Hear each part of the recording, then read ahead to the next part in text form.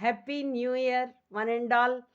మనం కొత్త సంవత్సరంలోనికి వచ్చినాం. దేవుని మహాకృపను బట్టి దేవుడు మనల్ని నూతన సంవత్సరంలోనికి పిలిచినాడు కదా. మరి మనమంతా ఏంటిది 2 కొరింథీ 5:17లో కాగా ఎవడైనను క్రీస్తునందున్నెడలా వాడు నూతన సృష్టి, పాతవి గతించెను, ఇదిగో క్రొత్తవాయెను. దేవునికి స్తోత్రం. అయితే దేవుడు ఓన్లీ క్రిస్టియన్స్ కోసమే మరణించినాడా, వచ్చినాడా భూలోకంకి? కాదు. 2 కొరింథీ 5:15లో జీవించువానికి మీదట తమ కొరకు కాక తమ నిమిత్తము మృతి పొంది తిరిగి లేచిన వాని కొరకే జీవించుటకు ఆయన అందరి కొరకు మృతి పొందెననియు, అందరి కొరకు మృతి పొంది, ఆ విధమైన నిశ్చయత మనకుండాలి.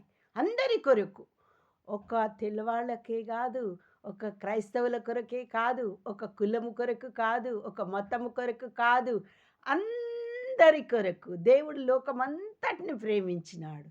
అందుకే లోకము కొరకు బలియాగమైనాడు. దేవునికి స్తోత్రం.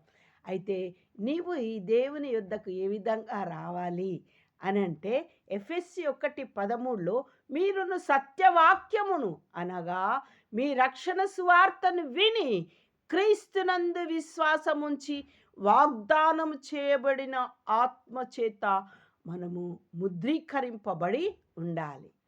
అంటే వాక్యం వినుట వలన నీకు విశ్వాసం వస్తుంది.